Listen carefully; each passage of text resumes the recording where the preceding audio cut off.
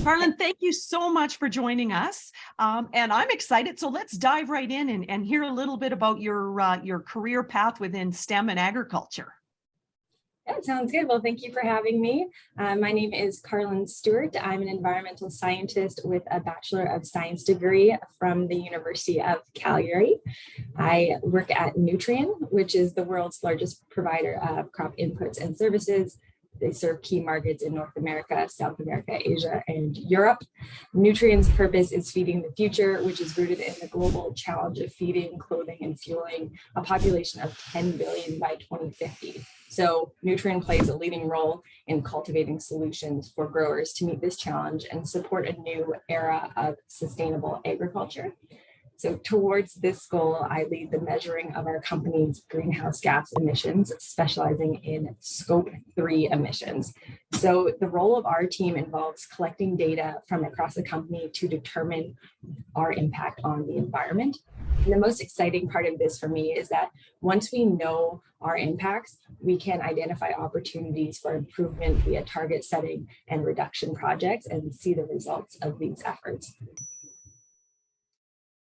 Really ending up in agriculture was a stroke of luck for me. I heard of Nutrien's excellent safety culture and now realizing the importance of working with a company with those values, I applied for any job I could to get my foot in the door. And having now been with the company for 6 years, I can share how happy I am to have a sustainability career in ag. We have to find innovative ways to take climate action while ensuring we fulfill our purpose of feeding the future. When did you know science was sort of your love and you were heading into this direction? I went into university wanting to be a psychologist. After I took some courses, I felt like it wasn't really for me. So I spent a whole year taking electives, just trying to figure out what I wanted to do. And the biology classes kept calling to me. And then I was trying to, find a purpose in that. And I found that environmental science degree, and I almost didn't take it because you had to take 7 calculus courses and a bunch of chemistry. I remember failing my first chemistry test and calling my mom saying, I can't do this, and she's just keep trying. And luckily, I did. And once I got more comfortable with it, I ended up completing it somehow, and I'm very, very happy I stuck with it. So it just kind of naturally happened that way. And like you said, you can't really plan for any of it. It's just going with the direction that feels right. So very happy with how it turned out and where I've ended up. Your perseverance to push through it, because as soon as she said calculus, I went, well, but you did it. Like at first, you had a moment there where you're like, I don't know if I can do this, but you did it and you pushed through it, which is phenomenal.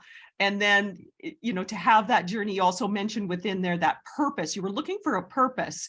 And we're seeing a lot of that is that purpose-driven careers, but really wanting to make a difference. And that's really important, I think, to highlight that, your background, your science background and your path is making a difference. I mean, you're working within the environment, and that's one of today's pressing issues, and how you've been able to interweave where you started when you entered into university to where you are now. As I think about the future of women in agriculture, I think it's really exciting. I mean, generally, women tend to have strong environmental awareness, and women farmers are likely to farm in sustainable ways that improve conditions for future use. This could be regenerative farming practices, improving environment and soil health today to ensure soil fertility of tomorrow. Because of this, I think that women will continue to have a strong influence in shaping our food system. I recently actually read an article in the scientific journal Communications, Earth and Environment, which showed that including more women in decision-making improved conservation and crop production.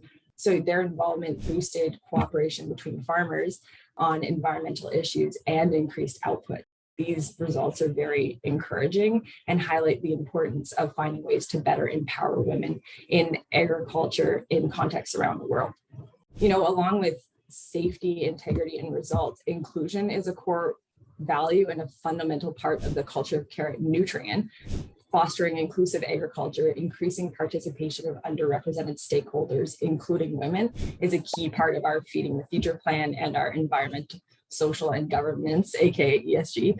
For example, as part of our ESG commitments, we have set goals to increase representation of women in senior leadership to 30% by 2025 and maintain a board of directors of at least 30% women. This kind of commitment to foster a diverse and inclusive global community really illustrates the direction things are headed and the positive future that exists for women in agriculture.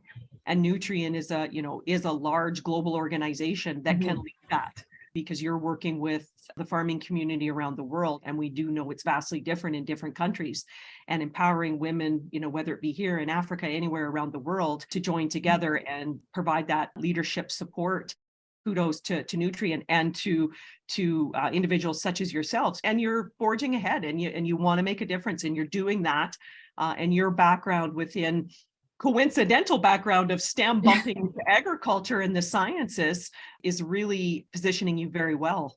I'm very happy to be a woman in STEM and agriculture. And, I'd really encourage anyone who's, where I was a few years ago trying to decide what path to go. I think this is a good path to go. Lots of opportunities and exciting challenges to take on as well.